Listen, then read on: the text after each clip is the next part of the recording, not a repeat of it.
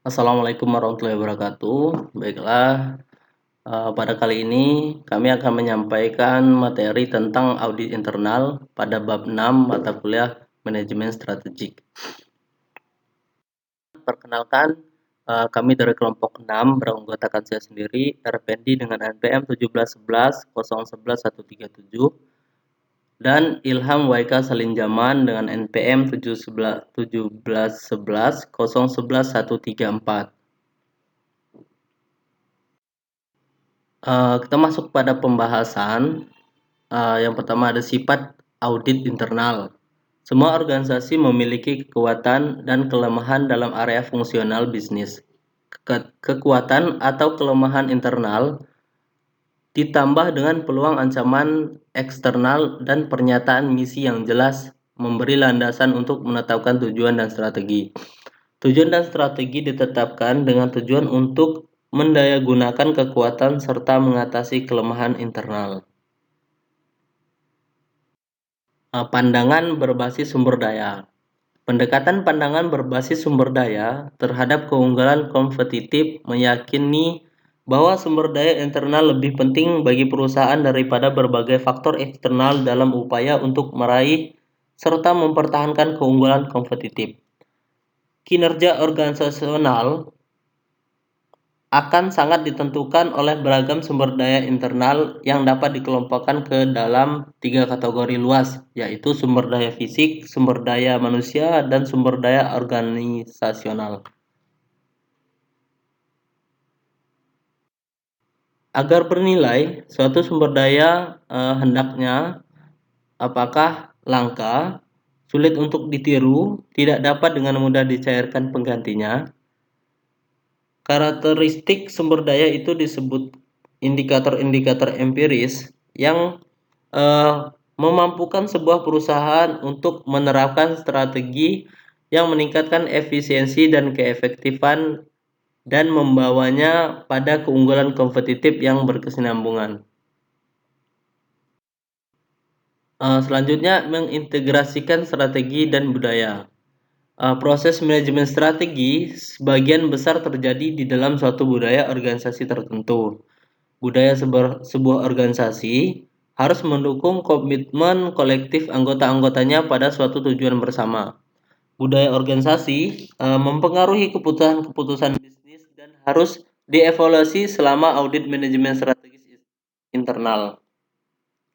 Jika strategi mampu mendayagunakan kekuatan budaya seperti etika kerja yang kuat atau keyakinan etis yang dijunjung tinggi, manajemen seringkali dapat dengan cepat dan mudah menerapkan perubahan. Tantangan manajemen strategi saat ini adalah membuat perubahan dalam budaya organisasi dan pola pikir individual yang dibutuhkan untuk mendukung proses perumusan, penerapan, dan pengevaluasian strategis. Supaya sukses bersaing di pasar dunia, para manajer harusnya memperoleh pengetahuan yang lebih baik mengenai kekuatan historis, budaya, dan religius yang memotivitas serta mendorong orang di negara-negara lain. Hambatan terbesar bagi keefektifan manajer dari suatu negara yang bekerja di negara lain adalah fakta hampir tidak memungkinnya untuk mengubah sikap angkatan kerja asing. Selanjutnya manajemen. Di sini ada perencanaan, pengorganisasian, pemotivasian, penetapan staf, serta pengendalian. Untuk pemasaran, di sini ada analisis konsumen, penjualan produk jasa, perencanaan produk dan jasa, penetapan harga, distribusi, riset pemasaran, dan analisis peluang.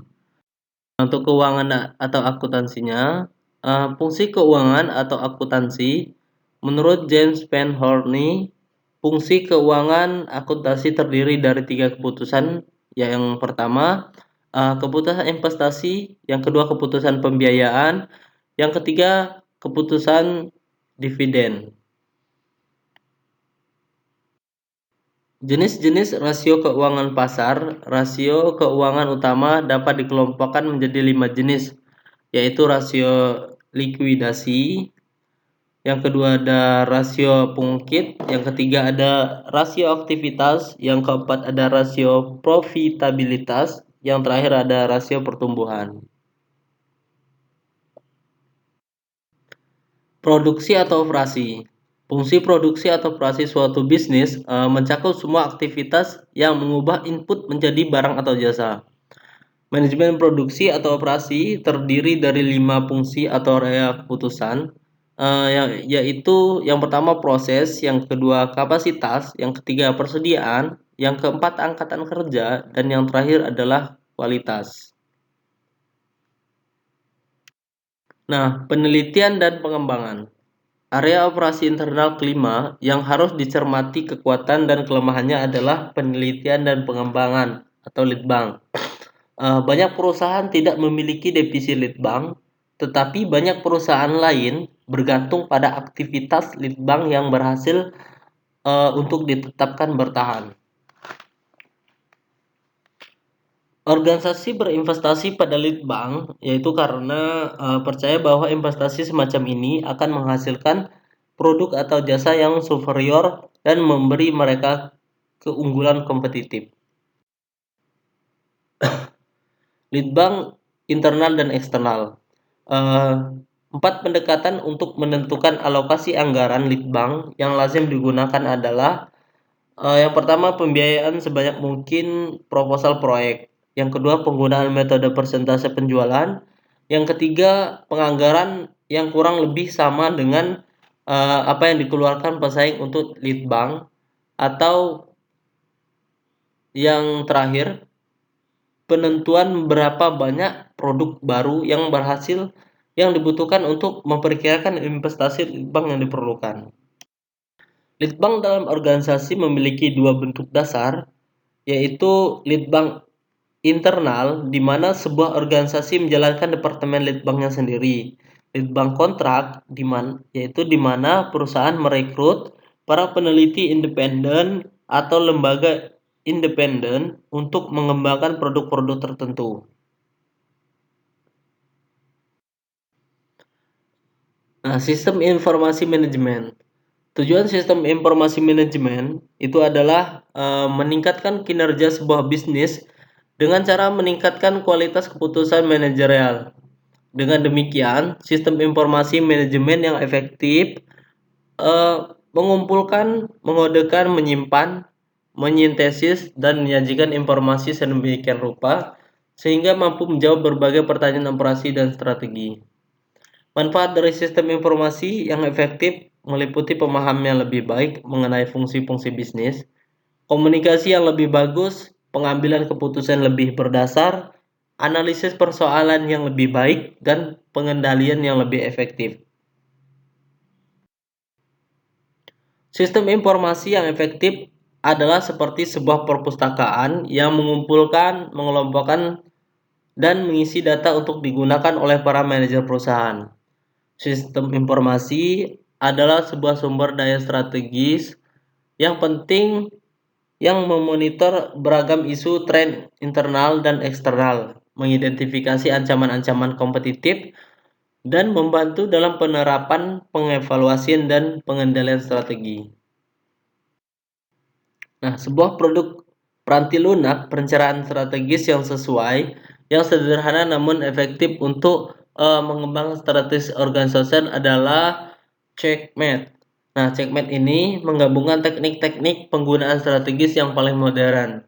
Nah, prosedur analisis khusus yang tercakup dalam program Checkmate adalah analisis strategis position and action evaluation, analisis strength, weakness, opportunities, threats, yaitu atau dikenal dengan SWOT, analisis internal eksternal, dan analisis Grand Strategic Matrix.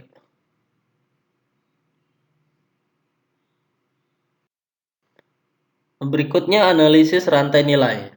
Sebuah perusahaan paling baik dideskripsikan sebagai rantai nilai, di mana total pendapatan dikurang dengan total biaya semua aktivitas yang dilakukan untuk mengembangkan dan memasarkan produk atau jasa yang menghasilkan nilai.